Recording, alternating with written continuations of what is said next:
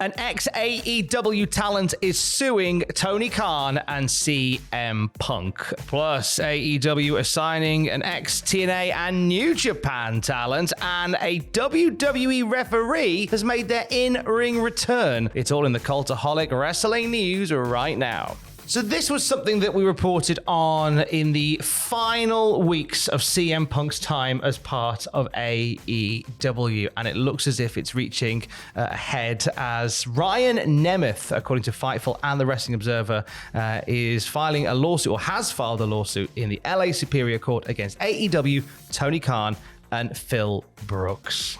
Happening.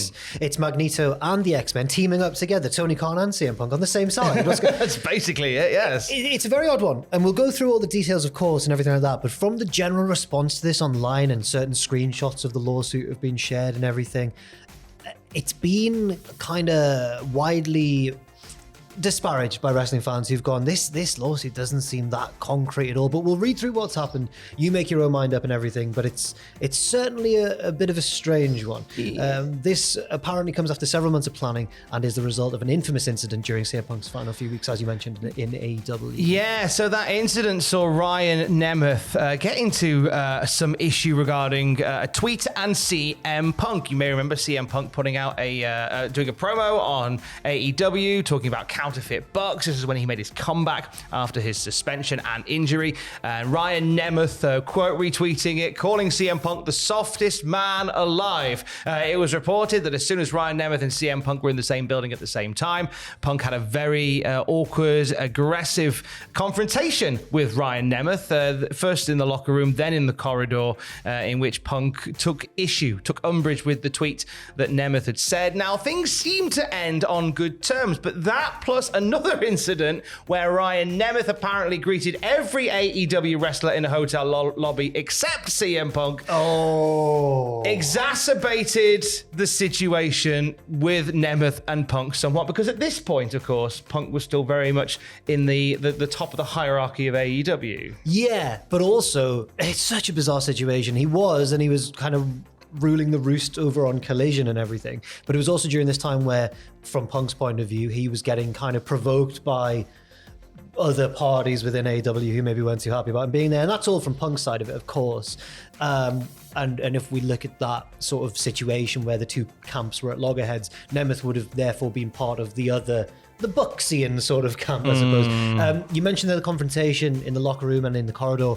That is mentioned in the actual lawsuit itself. And one of the things that Punk has been accused of in this lawsuit is assault. Now, I was very confused by that. So I went on Squared Circle, where people in the comments were helpfully explaining that assault doesn't necessarily mean physical assault in certain parts of America. It could mean verbal assault, which I think is what's happened here, because at no point does it mention that they actually came to blows. No, not at all. A big part of the issue when it comes to the lawsuit as well is how it strained the relationship between AEW and Ryan Nemeth. He had a contract with AEW that was like a per appearance deal that had a time frame on it, and after this incident with CM Punk, he wasn't used. He turned up to his first booking in 2 months after this incident and was sent back home again. This was the infamous episode of AEW Collision where Pat Buck told Ryan Nemeth, there'll be some travel confusion, you're not booked, go home. He contacted the AEW legal office and was reassured that there would be no action taken for speaking out about what happened, but he was also apparently ordered to verbally antagonize CM Punk in a promo in front of a live crowd take for AEW programming. And the concern with that is there's already real animosity there. Why would you do something that would stoke that flame? And it's always been very kind of hush-hush who actually gave that order to Ryan Nemeth to do so as well. I think he's denied in the past that it came from the Bucks themselves. Obviously, everybody jumped to that conclusion given the friction between Punk and the Bucks, but I don't think he's actually said, and I believe he's actually said it wasn't Matt and Nick Jackson. So it's a very strange one. Legal official Mega Parek left her position shortly after this whole Ryan Nemeth situation, and then Nemeth was dealing with Chris Peck and Margaret Stalvey instead. Now, after the infamous incident at Wembley involving CM Punk and Jack Perry, Ryan Nemeth was put in front of an outside counsel to talk about the incident that he had with CM Punk. However, as he learned, this wasn't a case of vindicating him for what happened, but more just getting a character appraisal of CM Punk that would lead to Punk being let go. Something that Tony Khan, according to Ryan Nemeth, holds Ryan Nemeth responsible for. Right. Okay. There was mentioned by Ryan Nemeth in an incredible timeline that was reported by Fightful Select that there was a real tension with Tony Khan and Ryan Nemeth, and a lot of creative ideas for Ryan Nemeth were put forward, in particular by Sanjay Dutt, all shot down, and then he quietly departed AEW in early 2024. And now we find ourselves in this situation where Ryan Nemeth is looking to sue AEW, Tony Khan, and CM Punk over the fractious relationship that they had during his time there. Yeah, and it's very interesting. I mentioned before there that people on, at least online, wrestling fans certainly seem to be quite skeptical about this lawsuit, specifically because they've noted that it doesn't seem very professionally put together by Nemeth's legal team or lawyer. Basically, they've apparently gotten several dates wrong. The date of Brawl In, the date of Punk's return to WWE, stuff like that. It feels like it's kind of been shoddily put together. It also places a great deal of emphasis on the fact that Tony Khan is a huge wrestling fan. It implies that Khan was given AEW by his family to keep him away from the Jacksonville Jaguars and from Fulham FC. And it talks very disparagingly about Tony Khan in this lawsuit. It reads just a bit too emotionally, I suppose, or a bit too, I don't know, just disparagingly, I suppose, against Tony Khan. And it makes kind of assumptions that aren't necessarily rooted in fact. From what I've seen anyway. It seems that, I think you put it exactly right. It seems a very emotional filing. Weirdly so for a legal paper, basically. Yeah. But we know that Ryan Nemeth went and saw psychiatric help afterwards. I know he claimed his mental health was very much affected by what had happened, and I kind of guess why you would be. It's a big opportunity, and one tweet and lots of sort of misdirection led to a real bad fallout in a big company. And you know what, when they're going to side with, if the AEW at that point were going to side with anybody between Ryan Nemeth and CM Punk, they were going to choose CM Punk. So I can totally get why that would completely mess up your mental health. And it comes to this point where we say that filing by Ryan Nemeth has been filed in the LA Superior Court, and it is for assault, breach of contract, breach of implied covenant of good faith and fair dealing, and intentional interference with prospective advantage. So that was all the stuff that we've talked about there. And of course, when we know more about it, we'll let you know more at cultaholic.com. Two names look to be AEW bound officially as of what we saw on Collision on Saturday. Yes, we saw two video packages for two incoming names in AEW. It's yet to be determined quite how permanent these appearances might be in the future, but we'll talk about both of them anyway. We had a very fiery vignette from former New Japan star Clark Connors, who I believe still may well have ties to New Japan itself, actually.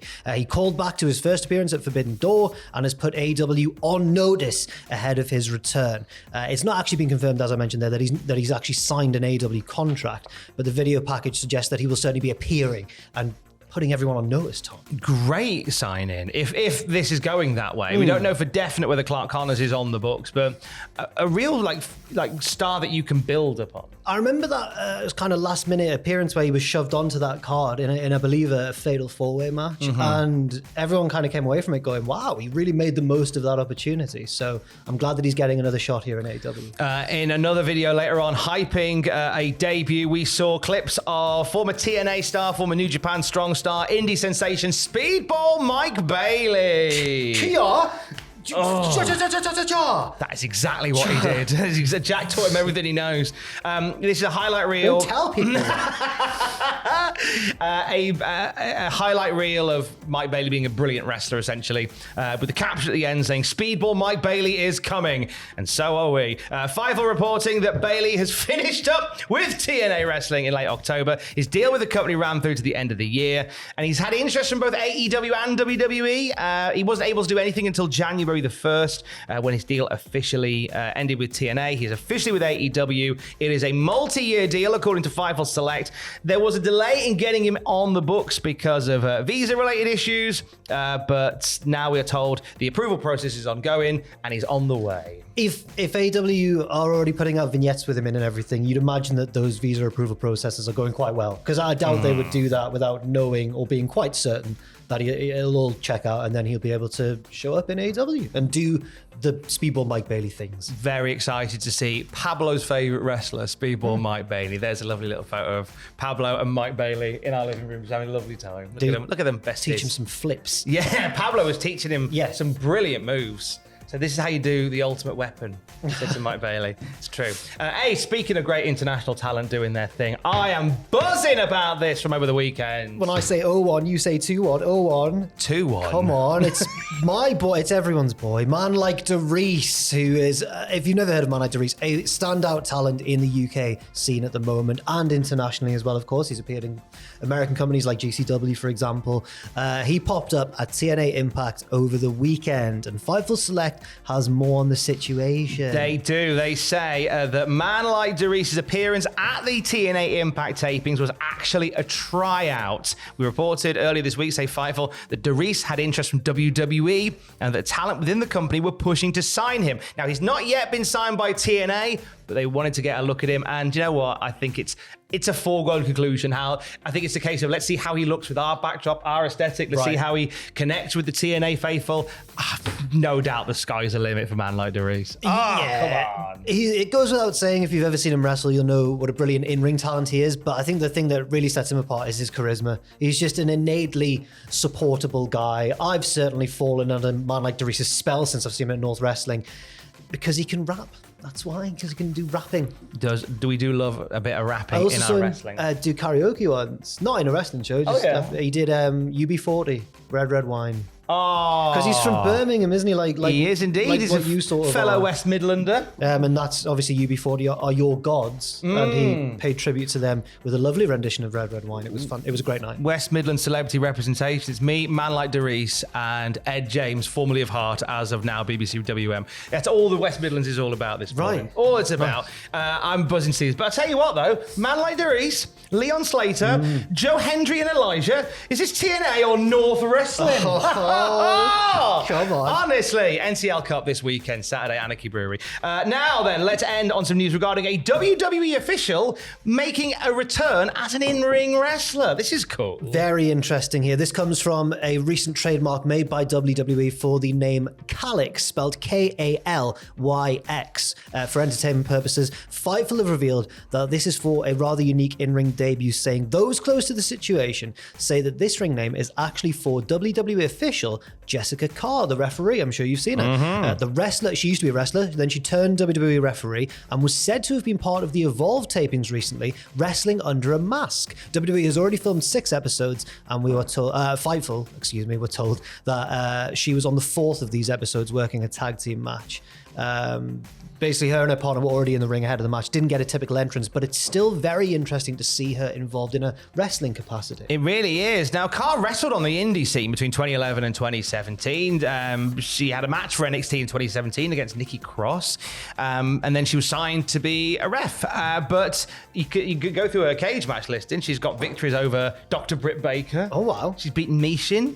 She's beaten wrestling legend Jazz. Oh my! She's a beast. Yeah, fair play. Yeah, and I love this because Jess always had ambitions to be a wrestler. The ref thing she has made absolutely her own, and she's fantastic at it. But I love that there's an opportunity for her here to flex that wrestling muscle once again. Yeah, absolutely. I really like that because I think when Samantha Irvin left, the big issue beyond that was Samantha wanted to do more than ring announce. And then when she was told, no, that's all you're doing, that was kind of what led her to go. Yeah. I'd like to think that maybe that kind of conversation has maybe changed some hearts and minds to go, if people who come in who do other things want to do the wrestling thing, let's give them maybe an opportunity to do so if it feels right. And I don't believe I've seen Jessica Carr wrestle a match, but if they've given her the green light for this and she's wrestling under a mask and everything, she's probably quite good. If they've got the confidence to say, yeah, go on, be on Evolve and everything. So I'm looking forward to seeing what she does. Very much looking forward to it. The Cultaholic Classic Raw review is back this very day. We've had a long break because I've been on my honeymoon very selfishly. Cool. But we're back today, myself and Jack Atkins, Jackie Orlando, watching every episode of Monday Night Raw.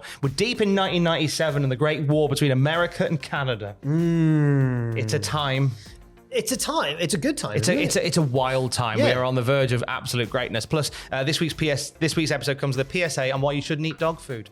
Don't know what more you need from a wrestling podcast, to be honest. I'm excited to find out why. We can all find out together. And for the very latest wrestling news at any time, you can check out cultaholic.com. Stay safe. Love you. Bye.